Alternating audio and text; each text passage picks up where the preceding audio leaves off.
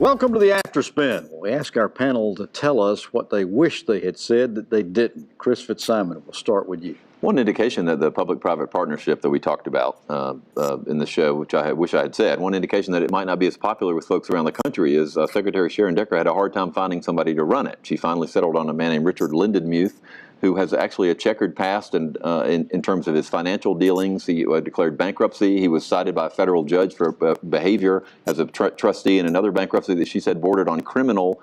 So it's a little odd that we're going to start this public-private partnership with a man who doesn't exactly have a stellar record in managing companies. Wow.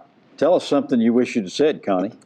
It's amazing how much in the last year and a half that the unemployment debt to the federal government has come down from over $2 billion down to, I think, less than $1 billion. There was leadership. Let's emphasize that. Billion with a B. We're talking real money. You talk about economic development. The added FUTA tax is being charged to our employers right now is impacting our economic development ability, and the leadership in the House and the Senate with Representative Howard, Senator Bob Rucho, have made a big difference. Assistant Secretary Dale Folwell has done a wonderful job managing the agency. Employers had to pay more. There were changes in the program, reduced benefits. Everybody put into the kitty to make a difference and help our state. And it's working. And it's working. Dennis, tell us something you wish you'd have said. Well, John Hood made some reference that I was sounding like a politician and I was going to run again, and I want everybody to know I'm still a recovering politician and I don't plan to run for anything.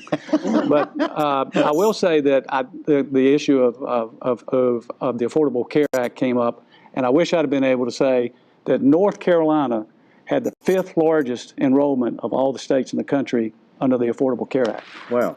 John, tell us something you wish you'd have said.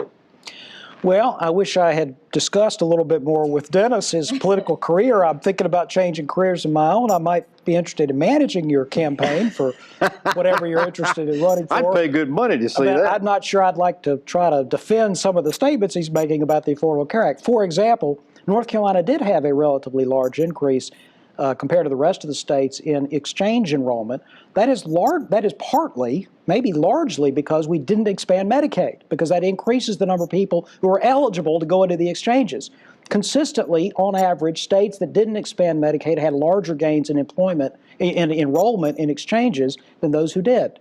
And the argument is, do we want them enrolled in private coverage over time or in Medicaid over time? That's the important question. All right.